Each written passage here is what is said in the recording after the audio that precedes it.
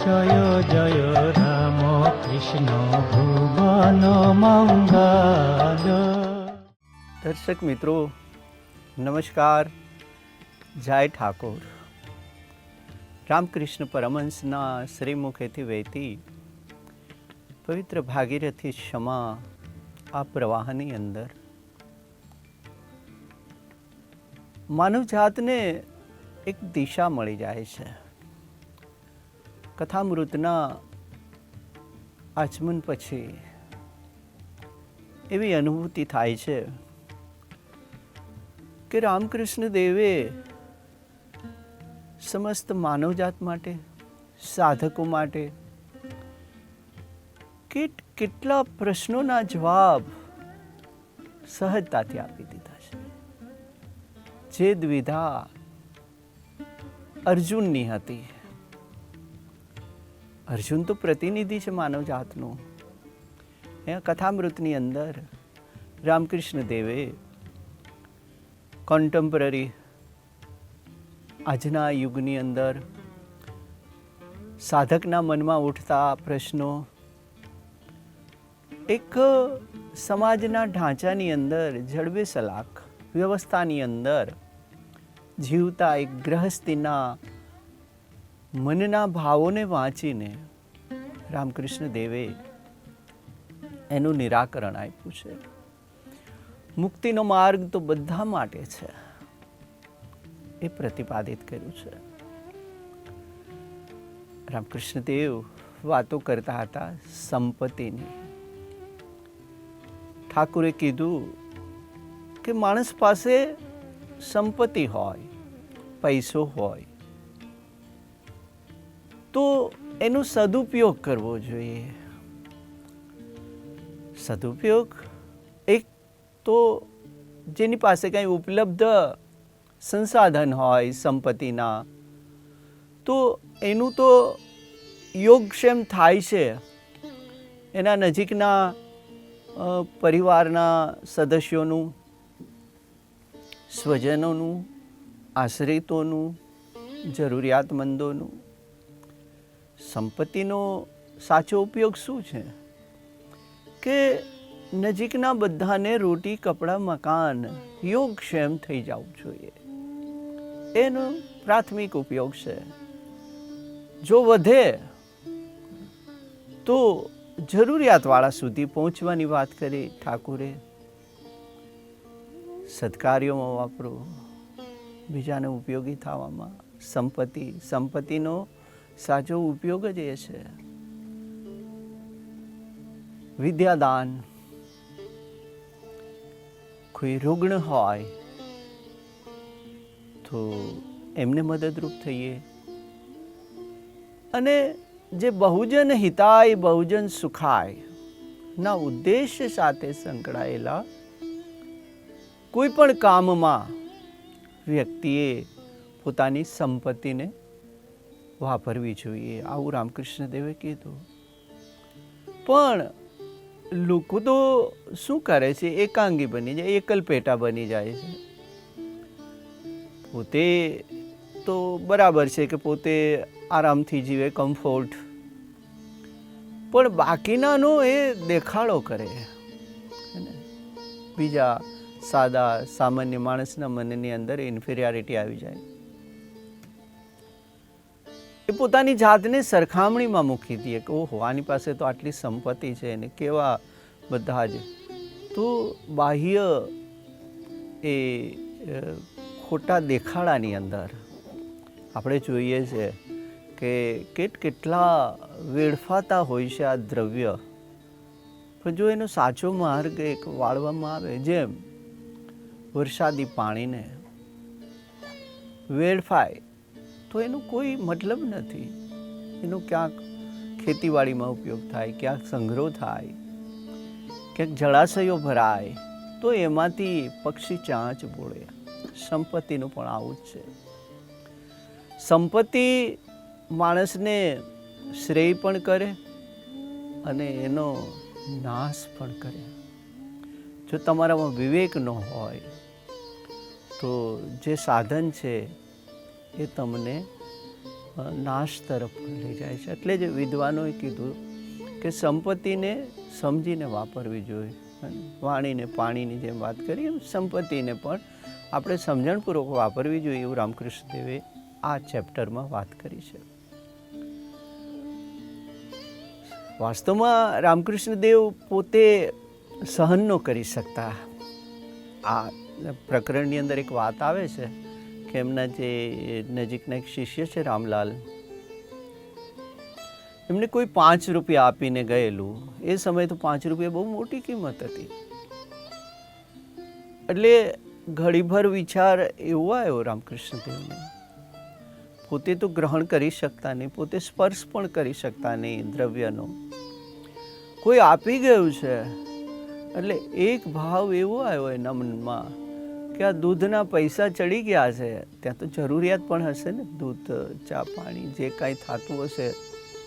માં છે નગારખાનામાં શારદામણી દેવી રહેતા, કોઈ આવી ચડે સાધકો તો એના માટે જે કાંઈ એક જરૂરિયાત હોય ખાવા પીવાની, એટલે એમાં વપરાતા પૈસા તો કોઈ 5 રૂપિયા આપ્યા હશે તો કે દૂધ ના દેવાઈ જશે.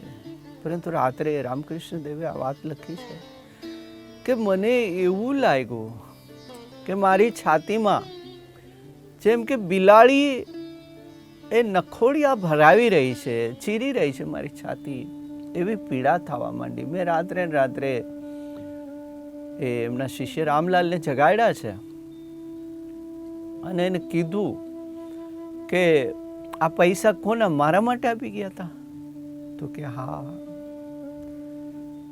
માંડ રાત કાઢી છે રામકૃષ્ણ દેવે. એને કીધું તું સવારમાં એને પાછા આપ્યા રૂપિયા, આપણે નથી જોતા એના રૂપિયા. કઈ ઊંચાઈ હશે. દ્રવ્યને નજીકથી પણ રામકૃષ્ણ દેવ રાખી ન શકતા, સ્પર્શ પણ ન કરે, દાજતા દ્રવ્ય દ્વારા. એ અત્યારના 19મી સદીની આ એક વિરલ ઘટના છે. ઘણાએ પ્રયોગ પણ કરી જોયા હતા. વિવેકાનંદજીએ તો ઠાકુરની અંતિમ અવસ્થામાં પથારી નીચે મૂકીને કરી જોયેલું, ત્યારે પણ કીધું કે હજુ તને શંકા છે મારામાં? આ રામકૃષ્ણ દેવ છે. પછી વાત કરી કે લોકો કેવી કેવી સાધના દ્વારા પોતાનું જીવન ખોઈ બેસે છે, સમય ખોઈ બેસે છે. તો સાધના અને સિદ્ધિ એ માણસના જે મોક્ષ નિર્વાણ ઉર્ધ્વગમન છે એમાં બાધકરૂપ બને છે. ઠાકુરે વાત કરી છે, ગીતાની અંદર જે વાત કરી છે, ભગવાન શ્રી કૃષ્ણે વાત કરી અર્જુનને કે હે અર્જુન, તો અષ્ટ સિદ્ધિમાંથી કોઈ પણ એક સિદ્ધિને તું પ્રાપ્ત કરીશ ને તો તારા ધાર્યા કામ થશે. તું માગી મળશે તને. જો 8માંથી એક પણ સિદ્ધિ માણસ પ્રાપ્ત કરી લે તો એ ધારે એમ થાય, હા પણ તું મને નહીં પામી શક. કારણ કે આ તો એક વચ્ચેની આડસ છે.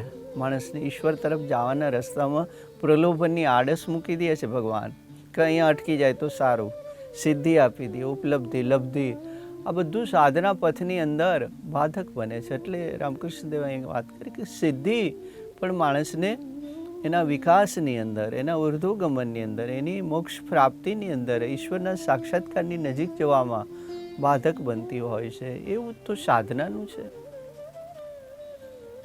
હઠયોગીઓ હઠ કરે, જ્યારે એક જડતા આવી જાય માણસના જીવનમાં.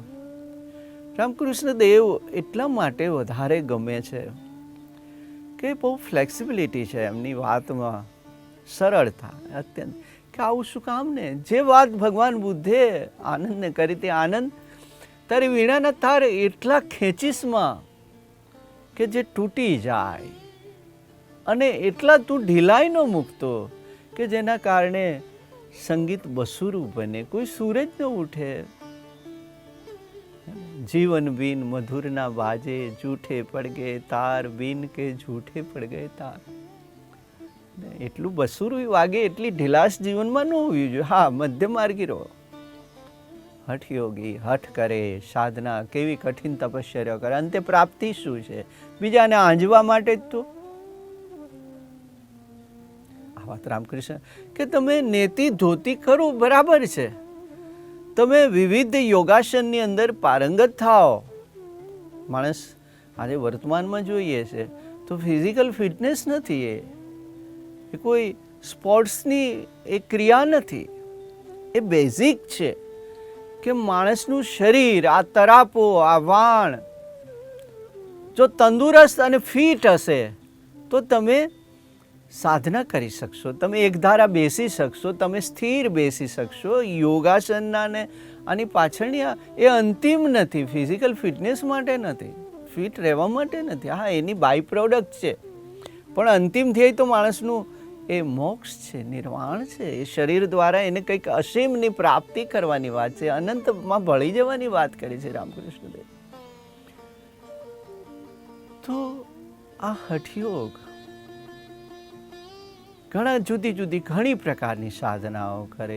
રામકૃષ્ણદેવ એક દ્રષ્ટાંત દે છે. એક સોની હતું અને અચાનક કંઈક ગમે કારણે એની જીભ તાળવે ચોંટી ગઈ, ખેચરી મુદ્રાની જેમ જે તાળવે જીભ ચોંટી જાય એટલે મોઢું આમ ખુલ્લું રહી ગયું ને આંખો આકાશ ભણીને લોકો તો એને સિદ્ધ માનવા માંડ્યા.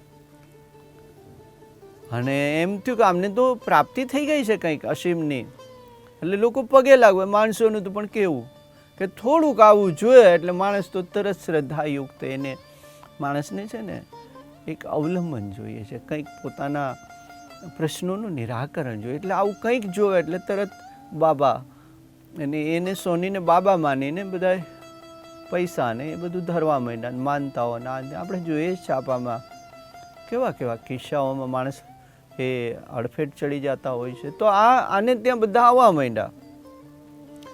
2-4 વર્ષો પછી તાળવે ચોટેલી જીભ છૂટી પડી ગઈ અને આવી ગયો મૂળ સ્વભાવમાં. એ જ એરણ ને, એ જ ફૂંકણી ને, એ જ ચીપિયા ને, એનું હોની કામ કરવા. એ ક્યાં સાધક હતો? વાસ્તવમાં માણસ ખોટી જિજ્ઞાસા દ્વારા બીજાને આંજવા માટે અથવા તો સ્થૂળ પદાર્થોની પ્રાપ્તિ માટે જો સાધના કરતો હોય તો એ દિશા શૂન્ય માનવાનો, એનું ગંતવ્ય નથી. જે વસ્તુ અદ્ભુત હનુમાનજીને કેટલું કે જેની અંદર માએ હાર આપ્યો જાનકી કે મારા બાપનો આપેલો, જનકનો મિથિલા મને ગળામાં ફેરાવેલો હાર હનુમાનજીને આપ્યો. દાંતથી કાપી કાપીને ફગાવી દીધા મોતી. માને થોડુંક દુઃખ થયું સીતાજીને કે આ વાનરની જાત, આને શું કિંમત હોય? આ મારો હાર મેં એને ગળામાં પહેરવા આપ્યો ને મોતી તોડે છે. રામ મંદ મંદ હસે છે કે આને શું, આને હીરા મોતી જવેરાત આને કંઈ નથી. પૂછો એને શું કામ તોડે છે? માએ કીધું કે હનુમાન, આ બહુ કિંમતી હાર છે અને તમને આનું કંઈ પડી નથી, આ મારા બાપનો આપેલો હાર હતો, તમે એને તોડી નાખો છો. તમને તમારે નહોતો જોતો પાછો આપો, તમે તોડી ન ખાય. હનુમાનજી કીધું કે માં, હું એટલા માટે તોડું છું માં, આ પારાની અંદર, આ મોતીની અંદર હું તોડીને એ જોવા માંગુ છું માં કે આમાં મારા રામનું નામ છે. માં રામનું, મને એમ કે આમાં નહીં, માના ગળામાં છે તો રામનું નામ તો હશે ક્યાંક. એક પારામાં ન નીકળ્યો એટલે માં મેં બીજો પારો તોડ્યો, મેં 5 હાથ પારા તોડી નાખ્યા, હું તમારો ગુનેગાર છું.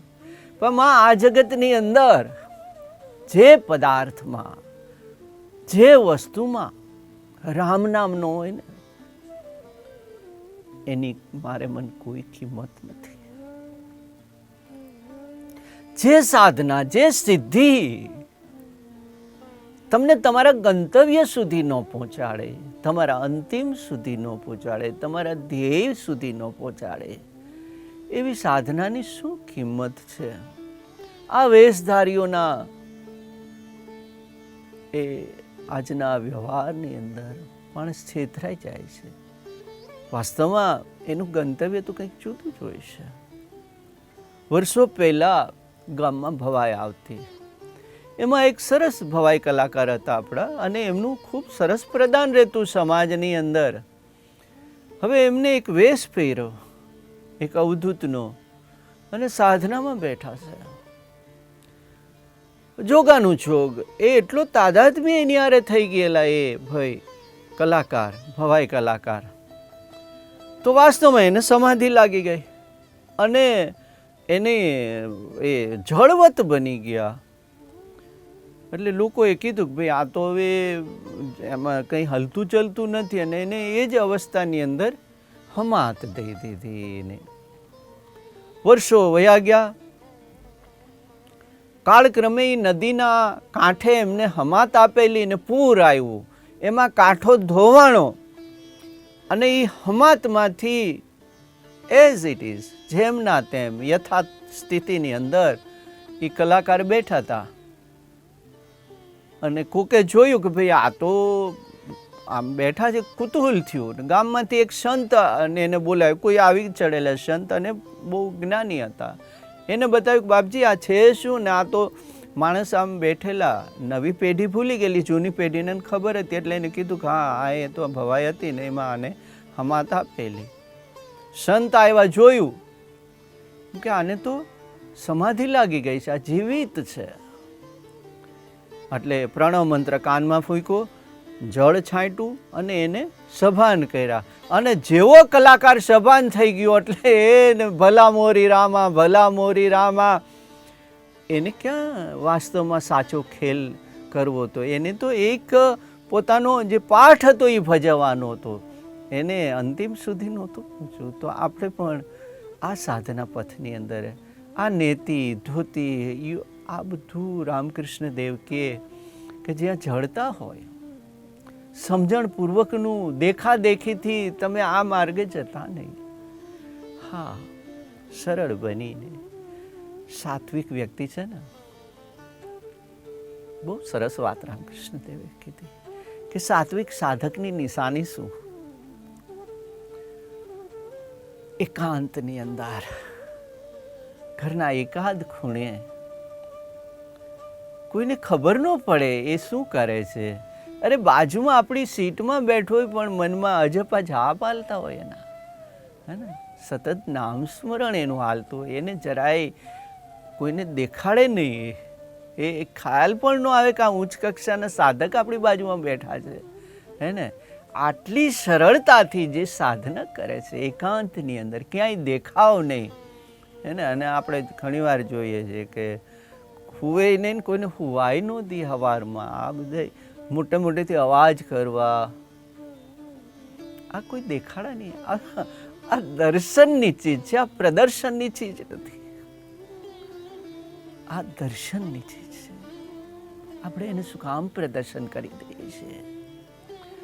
રામકૃષ્ણ દેવે વાત કરી એકાંતની અંદર. અરે ઠાકોર મચ્છરદાની રાખતા. આજે પણ એમનો જે ઓરડો છે દક્ષિણેશ્વરમાં, એમની પાટ એક મચ્છરદાની. વહેલા ઉઠી અને કહે છે કે મચ્છરદાનીમાં જાગી અને માણસ નામ સ્મરણ કરતો હોય, જરાય હળવડાટ ન થાય, બાજુનાને ખલેલ ના પહોંચે, કોઈ દેખાડો નહીં, માત્ર ને માત્ર ઇનર અંતરયાત્રા શરૂ થઈ જતી હોય. એની સાત્વિક સાધકના આ લક્ષણ છે.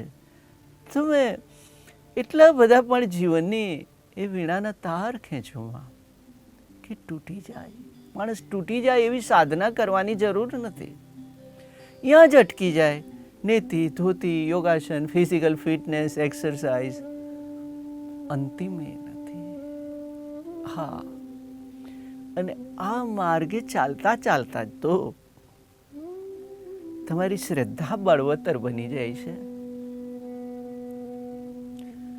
આ માર્ગે ચાલે સાધક સરળતાથી, નામ સ્મરણ સાથે, એટલે એના સાત્વિક ભાવનું આરોપણ થાય, એની અંદર શ્રદ્ધાનો અંકુર ફૂટી જાય. અને એક કેવી શ્રદ્ધા હોય, એની અંદર દ્રઢતા કેવી આવી જાય. એને કોઈ બાહ્ય સંપત્તિની કે એના હોદાની કે સત્તાની કે એને કોઈ એને પડી ન હોય, એને પરવા પણ ન હોય, એને જરાય પોતે વિચલિત ન થાય એના વ્યવહારની અંદરથી. જે આ સાધકો છે, આપણે જોઈએ કે ઘણા જૂની પેઢીના આ આપણે જોઈએ વડીલોને તો ખૂબ જ સ્થિર હોય, બેલેન્સ, હે ને, સ્ટેબલ, ડગે નહીં, મન વિચલિત ન થાય એનું જરાય. સાધકનું સાત્વિક ભાવનું આરોપણ થઈ ગયું, ધીરે ધીરે એની ગતિ થતી હોય અને ઈશ્વર પ્રત્યેની અતૂટ શ્રદ્ધા એની અંદર આરોપિત થઈ ગઈ હોય અને એને પોતાના યોગક્ષેમની એની પર છોડી દીધી હોય, હે ને. એટલે એને કોઈની પરવા ન હોય, એને જરાય ચિંતા ન હોય. સ્વામી આનંદ એક સરસ વાત લખે છે કે હું કાલી કમલીવાલાને ત્યાં ઋષિકેશની અંદર, કાલી કમલીવાલાને ત્યાં એક એમનું આશ્રમ, એમની સરસ સંસ્થા છે ત્યાં, જ્યાં ઋષિકેશમાં રહેતા સાધકો માટે એમનું ભોજનની વ્યવસ્થા છે. કહે છે કે હું ત્યારે ફરતો ઋષિકેશ હતો અને કાલી કમલીવાલાના આશ્રમની અંદર ત્યાં પંગતમાં બધાની સાથે જમવા બેઠો હતો. બધું પીરસાઈ ગયું, જમી લીધું. ત્યાંના નિયમ મુજબ થોડી વાર બેસવાનું જરૂરી હતું, પણ એ પંગતમાંથી એક મહાત્મા ઊભા થઈ અને જય હો કરીને ચાલતા થયા. એટલે વ્યવસ્થાપકે બૂમ પાડી. વાસ્તવમાં ત્યાંની વ્યવસ્થાના ભાગરૂપે એવું હતું કે દિવસના બધાને ત્યાં ભરપેટ સરસ ભોજન મળે, સાત્વિક, અને દૂરથી ઉતરી આવ્યા હોય કોઈ કુટીરમાંથી, કોઈ ક્યાંથી, તો એને સાંજે થોડુંક કોરું એવું આપી દે હારે, જેથી સાંજે એને થોડોક ટેકો થઈ જાય. એટલે એ મહાત્માને આના નિયમની ખબર નહીં, એટલે એ મહાત્મા જય હો કરીને હાલતા થયા. એટલે વ્યવસ્થાપક કે બૂમ પાડી કે બાપજી રૂકીએ જરા, મહાત્માજી થોડા ઠહેરી આપ. એટલે મહાત્માએ પાછું વાળીને જોયું, બોલે ક્યાં હે?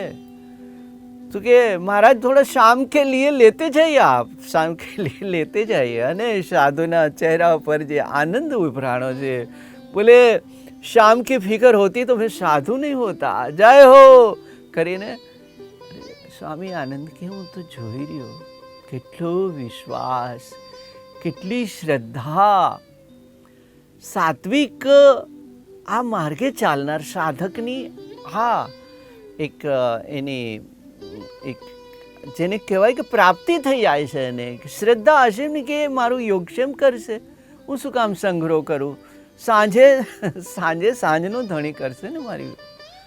અરે ઈશ્વરને પામવા વાસ્તવમાં ગંતવ્ય તો એ જ છે. વચ્ચેની આડસો પ્રલોભનો માણસ શું કામ નહીં અહીંયા રોકાવું જોઈએ. રામકૃષ્ણ દેવે એક લાલ બત્તી ધરી છે, વૈરાગના પદને વિઘન આડા છે ઘણા, કઠણ બંધ કર્મના કોક કાપે. કતિબશાની વાત છે.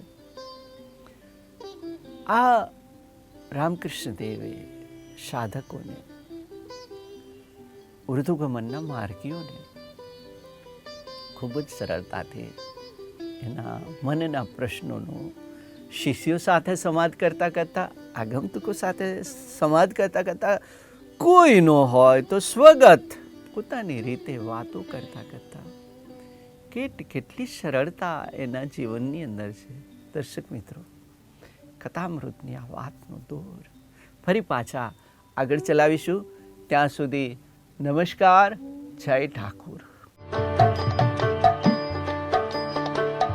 જય જય રામ કૃષ્ણ ભુવન મંગલ.